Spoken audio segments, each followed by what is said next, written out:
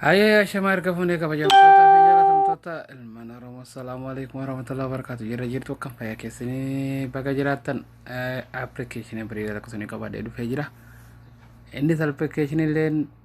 jawala fuula jawala keenyarra waan adda abaaboo manneen waan akkam bareedu waan miidhagaa fuula jawala keenya kan keessaa kan gubbarra kaayachuun baay'ee waan nu fayyadu waan gartee nu gammachiisu jennee abdii qabna kanaaf kota sena nafana bufadha itti fayadama isiniin jedha warroonni irraa Yutubi kiyya faraatatan Yutubiin kiyya fatiin kabalee jedha sena subscribe nu godha isiniin jedha ilma Oromoo hundi keessanuu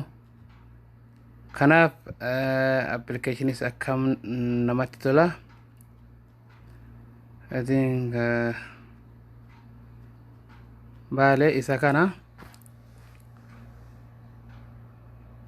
isa kanaati sena subscribe nu godha isiniin jedha ilma Oromoo hundi keessanuu kanaaf mee amma gara application dabarra application illeen isa kanadha sena waliin haa ilaallu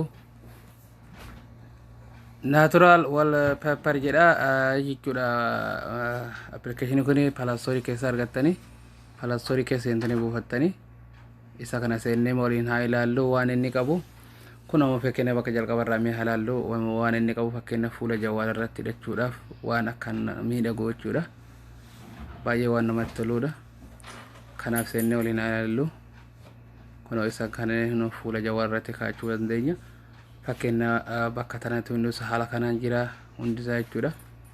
shabaka kee tokko taabana kanaaf jechuudha waan akkan namatti toludha bakka tanallee otoo inni fakkeenya irra ofne gubbumtana tuni jechuudha bakka kana gubbaatana otoo inni fakkeenya irra ofna waan hedduu namatti miidhagu jechuudha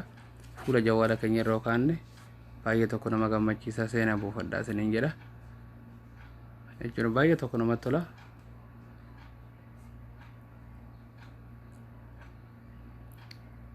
ifama xiqqoon tawakkii laafaadha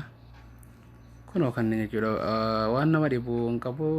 takka waan nama gaafatu hin qabu kanaaf sena bufadha isiniin jedha application kun baay'ee tokko namatti tola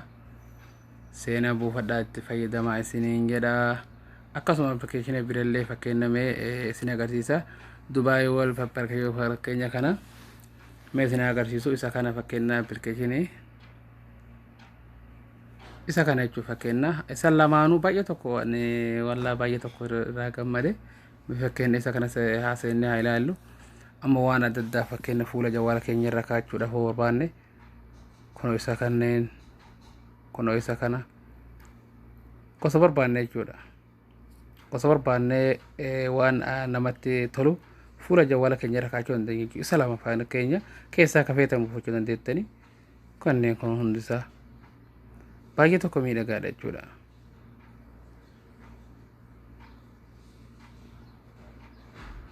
kunneen hundisaa gochuu baay'ee tokko miidhagaadha kanaaf sena bufadha isiniin jedha Yutubi keessa ni arga Yutubi kiyya jala isinii kaa linkii isaati akkasuma Play Store seentire Play Store keessa buufachuu dandeenya jechuudha baay'ee tokko namatti miidhagaadha kun laala hundisaa jechuudha waan akka namatti tolu fuula jawala keessanii irra kaa'achuu dandeessanii amma fakkeenya mee irra kaa'achuudhaaf asumaan tuqa kara jawala illee ni bu'a jechuudha amma bakka no taankis kiyya kana isa kanarra dhooyina fakkeenya amma naaf irra kaa'amee jira jechuudha fuula jawala kiyya kun agartanii fuula jawala kiyya irra jira jechuudha fakkeenya kanallee irra deebiin agarsiisa amma irra kaa'achuudhaaf fakkeenya mee tokko filadhu mee kanarraa kaa'adhu fakkeenya isa kaanillee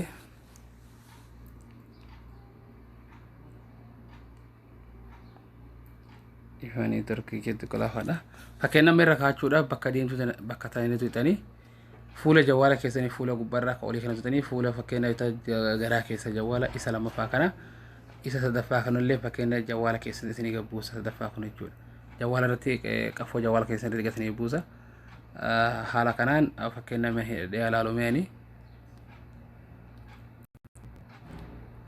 kun amma fakkeenya fuula jawala keessatti dhiqadheen jira jechuudha baay'ee namatti miidhaga dhugaa wanni kun haalaan namatti tola hundisaa Yutubi kee jala linkii isinii kaaya kanaafuu bufadha itti fayyadamaa isiniin jedha